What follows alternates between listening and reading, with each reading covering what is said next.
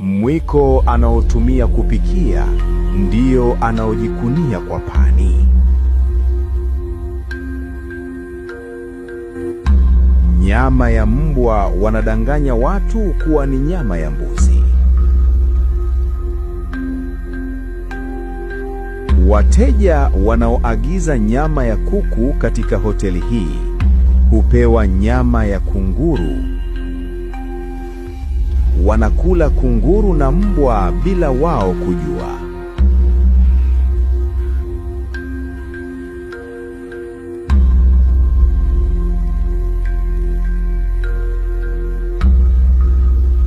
Ungana nami katika simulizi hii inayoitwa Nilichokiona Jikoni. Lakini kabla hatujaendelea, tafadhali nisaidie kubonyeza hiyo like button hapo.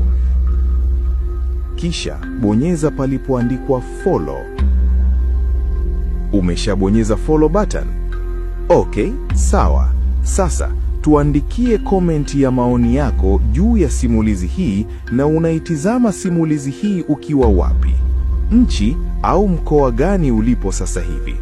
Mimi naitwa Lucky Boy. Nipo mkoa wa Mwanza. Wewe je?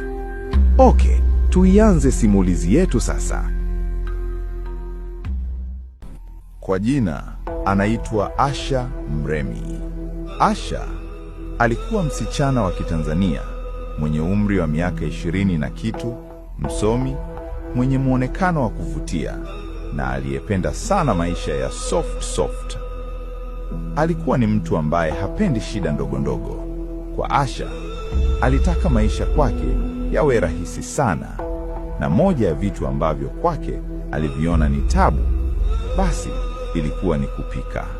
Asha alipenda sana kula chakula cha hotelini, iwe breakfast, yani chai ya asubuhi, chakula cha mchana na hata cha usiku. Yeye alikuwa akila hotelini tu.